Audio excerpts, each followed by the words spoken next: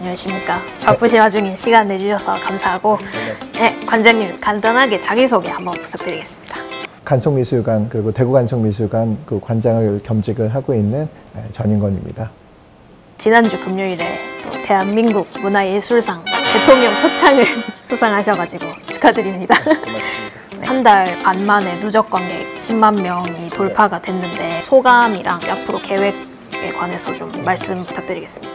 저희로서도 참 기대가 컸지만 그것도 그 기대 이상으로 많이 찾아주고 계셔서 너무 감사하게 생각을 하고 있습니다. 그러니까 서울 경기권이 아닌 쪽에서 이렇게 좀 더 편안하게 또 좀 더 쉽게 찾아주실 수 있는 이런 공간으로서 우리의 이런 문화유산들을 좀 오롯이 향유하실 수 있는 그런 공간으로서 계획이 됐는데 또 그렇게 알아주시고 많이 찾아주셔서 굉장히 기쁘게 감사하게 생각하고 있습니다. 기쁘기도 하지만 한편으로 부담도 좀 되실 것 같아요. 이런 대구에서 대구간송미술관이 생기면서 대구라는 지역에서 지역의 이런 문화 생태계의 또 일원이 된 거기 때문에 저희가 어떻게 기여할 수 있는가에 대한 고민이 또 이렇게 많이 찾아주심으로 해서 조금 더 커지는 것도 사실인 것 같습니다. 문화 향유를 이렇게 통해서 이게 참 재미있는 부분이 이렇게 해서 내가 이거를 보고서 즐거웠으니까 끝이 아니라 문화라는 부분이 이렇게 하나를 또 이렇게 즐기기 시작을 하시면은 그럼 또 뭐가 있지? 라고 이렇게 연결이 되는 부분이 많기 때문에 그런 부분에서는 많이 좀 더 좋은 의미로 다가오는 게 아닌가라는 그런 희망도 가져봅니다. 훈민정음, 헤레본이랑 미인도 같이 이제 유명한 작품들이 많아서 그것도 이제 관객분들에게 좀 흥미 요소로 다가왔을 것 같은데 혹시 관장님이 생각하시기에 이 작품을 제외하고 또 다른 추천하시는 작품이나 아니면 전시관이 있는지 좀 듣고 싶습니다.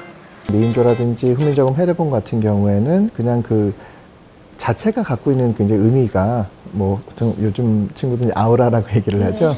그런 것들이 굉장히 강하기 때문에 그런 걸 본 것만으로도 이렇게 의미를 가지시는 분들이 많이 계시고요. 많은 작품들 중에서 예를 들자면은 청자상가 운항문매병이라고 있습니다. 천왕매병이라고도 얘기를 하는데 기자님도 보시면은 이제 그런 매병에서 또 이렇게 동그란 이제 그 원의 도안에다가 이 안과 밖으로 해가지고 학과 이제 그 구름 무늬가 새겨져 있는 게 있어요. 우리나라 상감청자의 가장 대표적인 그런 유물이라고 할 수가 있는데 어떻게 보면은 우리나라 13세기 상감청자의 최고를 볼 수 있다라는 부분에 있어서 한번 꼭 보시면 좋을 것 같고요. 또 같은 방에 18세기 조선백자의 정말 백미 가장 최고라고 또 얘기할 수 있는 짧게 초충문병이라고도 얘기하지만은 원래 이름은 좀 깁니다. 백자, 청하, 철체, 동체, 초충, 난국문병이라는 두 개가 다 국보입니다. 그러니까 두 개가 어떻게 보면은 우리나라의 최고의 청자와 최고의 백자를 한 자리에서 보실 수 있다는 부분에서 그 도자기 실에서 그것도 눈여겨보시면 그것도 재미있을 것 같고요. 또 하나는 그 위에 층에 간송의 방이 있습니다. 또 간송 전영필 선생이 살아오셨던 이런 궤적에서 그냥 이런 것들을 모으신 분이다라는 그런 어떻게 보면 평면적인 이런 부분이 아니라 어떻게 살아오셨고 또 다른 부분들 예술가로서의 간송이라든지 미술사학자로서의 간송이라든지 이런 교육자로서의 간송이라든지 이런 많은 부분들을 좀 입체적으로 이분이 이렇게 살아오셨고 또 그래서 이런 일을 하셨구나 라는 것들을 좀 보실 수 있는 그런 공간이기 때문에 그런 상설 공간이 되겠습니다만은 간송의 방이라는 곳도 한번 찾아주시면 좋을 것 같습니다. 그 여세동부 전시가 12월 1일까지 이제 이어지는데 그 이후에 추가 전시에 관해서도 좀 듣고 싶습니다. 이번 개관전인 여세동부호전은 12월 1일까지 예정이 돼 있고요. 연장이 없다면은 이제 그때 끝나고 나서 저희가 기본적으로 대구간송미술관은 상설 전시회를 기본으로 합니다. 그렇기 때문에 상설 전시관으로서 이제 전환이 필요해서 아마 짧은 기간 동안 저희가 아무래도 휴관을 해서 그 내부를 정리를 한 다음에 상설 전시 공간을 이제 공개하기 시작을 하고요. 그리고 또 매년 한 번 혹은 두 번 정도 기획전을 준비하고 있기 때문에 그 준비도 계속을 하게 될 것 같습니다. 그 이후로도 사실 이번 개관전 같은 경우에는 저희가 상설 전시 공간과 기획 전시 공간을 다 사용하는 정관개관의 그런 개념인데 앞으로도 한 1, 2년에 한 번 정도씩은 기획전 중에서 그렇게 좀 대형 전시라고 해야 될까요? 그런 전시도 준비를 하고 있는데 예를 들자면은 호암이나 리움 같은 혹은 국립정박물관 같은 이제 외부 기관들, 그러니까 우리의 문화유산을 갖고 있는 다른 기관들하고 협업을 해서 혹은 해외에 있는 기관하고 협업을 해서 좀 이제 큰 전시를 보여드릴 수 있는 부분들, 조금 더 의미가 큰 전시들, 임팩트가 큰 전시들도 준비를 하고 있습니다. 그럼 아까 말씀 중에 이제 상설이랑 기획 전시가 동시에 되는 전관계관의 개념이라고 했는데 이게 일반 미술관에서도 많이 적용하는 개념인 건가요?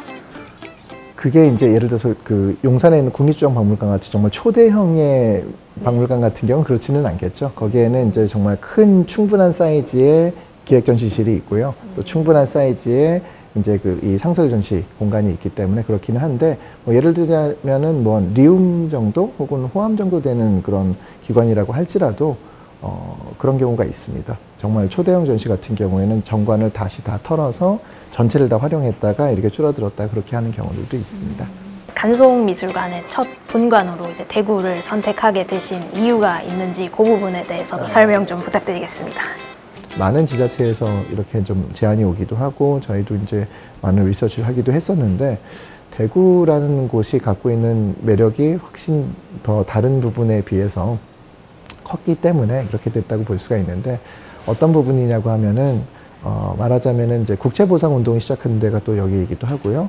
뭐 228 같은 부분도 있고 또 뭐 3.1운동 때 정말 엄청난 그런 기여를 했던 이런 부분들도 있을 뿐만이 아니라 뭐 신암선녀공원 같은 우리나라 최초의 그리고 유일한 지금까지도 그런 선녀공원이 있는 곳이기도 하고 해서, 이런 뭐 어떻게 보면은 이런 나라 사랑이라든지 애국 애족이라든지 이런 부분에 대한 이런 기조가 굉장히 뿌리가 깊게 그리고 아직도 이제 힘차게 흐르고 있는 곳이기도 하고요. 디아프라든지 뭐 아니면 뭐 저희 국제 뮤지컬 페스티벌 같은 경우도 마찬가지고, 이런 문화적인 이런 향유라든지 혹은 이런 것들을 소비하는 것에 대한 기반이 다른 곳에 비해서 훨씬 강한 편이기도 하거든요.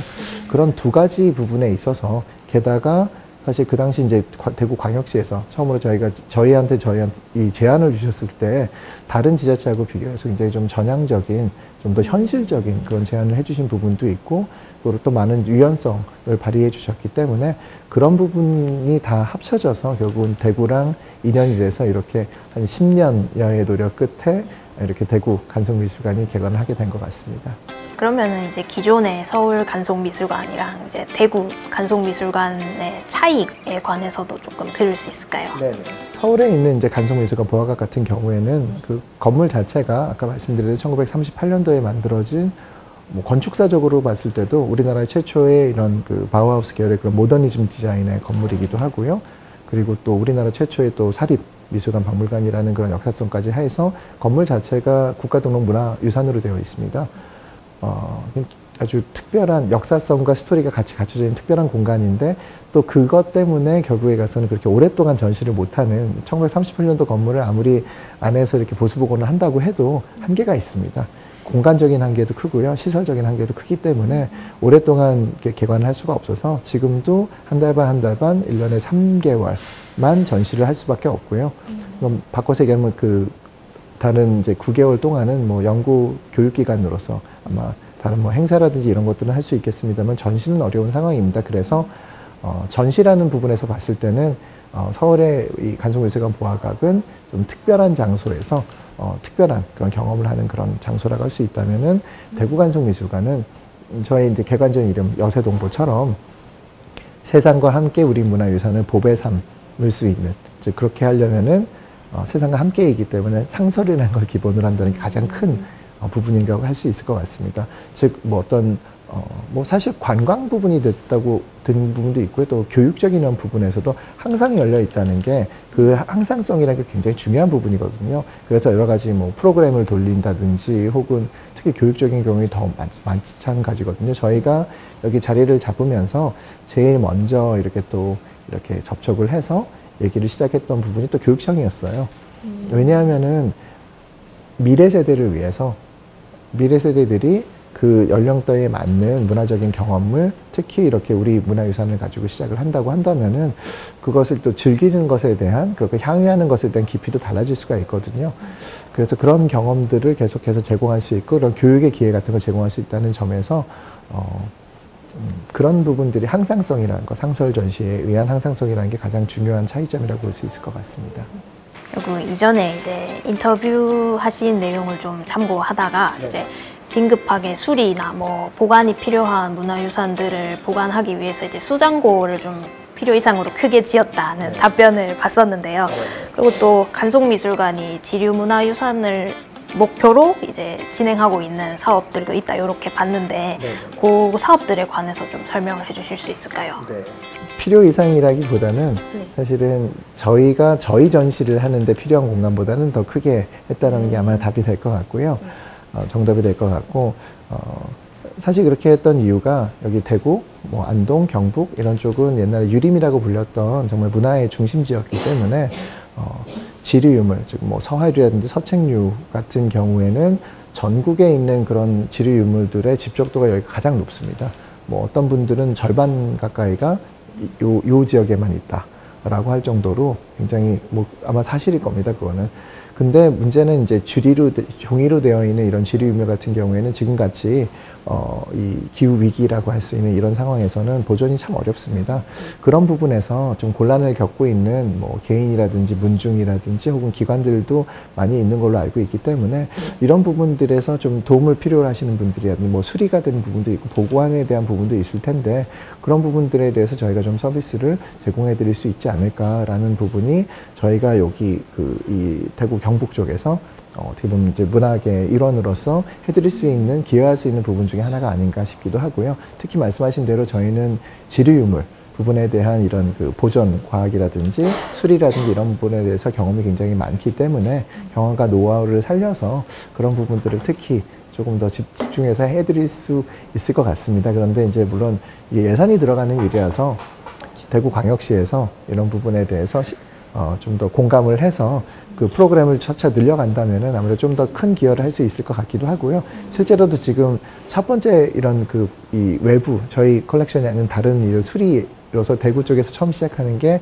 대구시에서 대구광역시에서 이제 보관하고 있는 좀 중요한 자료들, 역사 자료들에 대한 보존 처리를 이제 저희가 시작을 할 거거든요. 이런 식으로 시작을 한다면은 조금 점차 늘려 나가면서 더 많은 일을 저희가 할 수 있지 않을까라고 기대하고 있습니다. 전에 인터뷰했을 때 보이는 수리 보건실이 이제 좀 특별한 대구 간송미술관만의 이런 거라고 하셨는데 그 관련해서 좀 설명을 해주실 수 있을까요? 사실은 사람들이 이제 미술관, 박물관, 특히 박물관에 갔을 때 궁금해하는 것 중에 하나가 그렇다면 이런 것들이 평소에 전시가 되어 있지 않았을 때 있는 그 수장고가 어떤가에 대한 궁금증을 많이들 가지고 계세요. 그래서 최근 한 10여 년 동안에 이런 전 세계적으로 보이는 수장고에 대한 것들이 굉장히 많이 들어갔어요. 그래서 수장고는 이렇구나, 이렇게 이제 어떻게 이런 활동을 하는구나, 이런 모습이구나, 이거 많이 보아왔는데 그 다음으로 또 궁금해하는 게 이 보존과학에 대한 부분입니다. 이것들이 어떻게 수리가 되고 또 이거 어떻게 보존 처리가 돼 갖고서 이 색깔을, 이 형태를, 이 상태를 이렇게 유지하는가에 대해서 궁금하신 분들이 많이 계시고 그런 부분에 대해서 사실 교육적인 이런 어떻게 보면 가치도 굉장히 높다고 볼 수가 있는데 이렇게 인터랙티브하게 거기 가서 보시면 아시겠습니다. 마이크도 있고 뭐 스피커 있어 갖고서 안에서 실제로 작업하시면 정말 배우가 아니라 정말 이 보존 처리 작업을 하는 그런 선생님들하고 또 궁금한 부분이 있으면 대화도 나눠가면서 이렇게 물어보기도 하고 해서 배울 수 있다는 점에서 사실 그런 인터랙티브는 세계 최초거든요. 그래서 좀 그런 부분에 있어서 사실 이런 교육원이나 아니면 뭐 교육시험 분들도 오셔갖고서 그런 부분에 대해서 굉장히 흥미로워 하시면서 이거 어떻게 이렇게 활용하면 좋겠다는 의견도 많이 말씀해 주시고 계셔서 저희가 좀 힘들게 준비한 부분이긴 하지만 또 이렇게 의미가 있는 그런 이 효과가 나온다면은 그것도 굉장히 좀 보람되지 않을까라고 생각하고 있습니다. 알겠습니다. 이건 살짝 논외인 부분이긴 한데 그 이제 12월 1일까지 전시가 이제 진행이 되면 지금 전시되어 있는 작품은 대구에 있는 수장고에 보관이 되는 건지 아니면 다시 보화각으로 이동이 되는 건지. 대구간송미술관에서는 이 간송미술문화재단이 갖고 있는 이제 모든 컨텐츠들이 다 활용이 되는데 그거는 그 유물에 따라서 아마 달라질 것 같습니다. 예, 뭐 처리의 조건이라든지 이런 것들이라든지 아니면 활용의 이런 부분에 있어서 가장 적절한 곳에 있기 때문에 그게 여기에 있나 저기에 있나에 대해서 뭐 어떤 의미가 있을지에 대해서 유물과 유물의 보관 그리고 활용에 있어서 가장 적절한 곳에 아마 있게 될 것 같습니다. 혹시 마지막으로 하시고 싶은 말씀이 있으시면 자유롭게 말씀 좀 부탁드리겠습니다. 예, 사실 대구간송미술관 같은 경우에는 우리나라에서는 최초로 이렇게 이 적용이 된 모델입니다.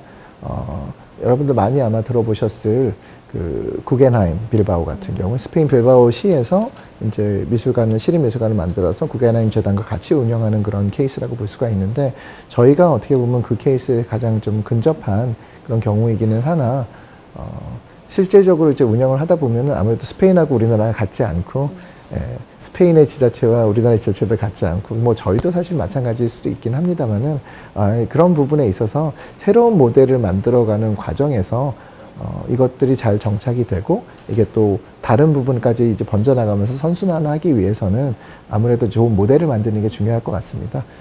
지금처럼 이렇게 많은 분들이 관심을 가져주시고 찾아주시고 또 이렇게 해서 사실 또 말씀드리고 싶은 게 우리나라 헌법에도 국민의 문화 향유권이라는 게 있거든요. 헌법에 국민의 문화 향유권이 보장되어 있는 나라 별로 없습니다.